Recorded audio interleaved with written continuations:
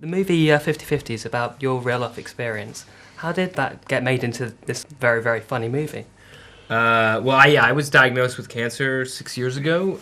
Seth is, is a longtime close friend of mine, and he was really the closest friend to me when I was sick. And while I was sick, we realized that, I should say that, first we're comedy writers, and we always try to find the humor in any situation, whether it's, whatever it is. And so, we realized that there was no movie we could reference that was like our experience, that most movies about cancer are really morbid and sad and overdramatic. And, well, it was really difficult and trying and, sad at times for us, but it wasn't always. I mean, we found a way to find the absurdity and laugh at the dysfunction, and we realized that there was room for us to tell a story about that came from our perspective, and that was be comedic and deal with cancer. So that happened while I was actually sick, and then once I got better, Seth and his writing partner Evan Goldberg, who produced 50/50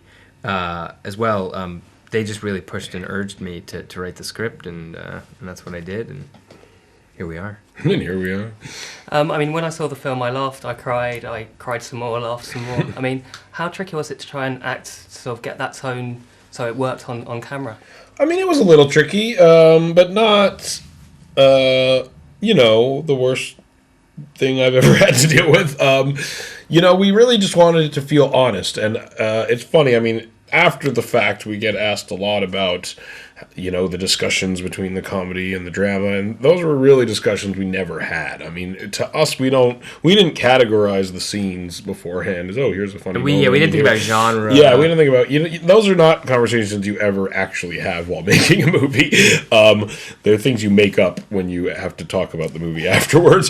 But, we really just wanted to feel honest, and sometimes we would have a joke in a place where it didn't feel like there should be one, so we would take it out, and sometimes it felt like the scene was more serious than it would be in real life, and so we would add something funny or something weird.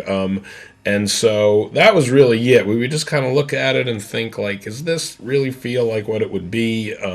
Knowing these characters, knowing they have senses of humor, that was really what we let guide us. There's a lot of great music in the movie. I think in Radiohead's High and Dry especially. Yeah. Was that something that you always, had in there in the script, or was that something that came in afterwards? From No, High and Dry was added. Yeah. I think that was Jonathan Levine put that in. It was a Yeah. great choice.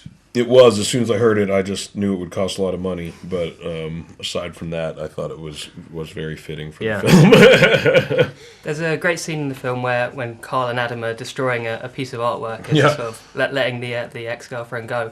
What's the most sort of expressive way that you've kind of gotten over a breakup? When I was young, I did stand-up comedy when I was in high school, and the first girl I ever really had a thing for, that I finally started dating, and then she dumped me horribly, I think 4 days after we started dating, and then I wrote a lot of stand-up jokes making fun of her, and it was incredibly cathartic for me, and forever taught me that I could take my pain and turn it into something funny, and at the same time talk shit about people I hate.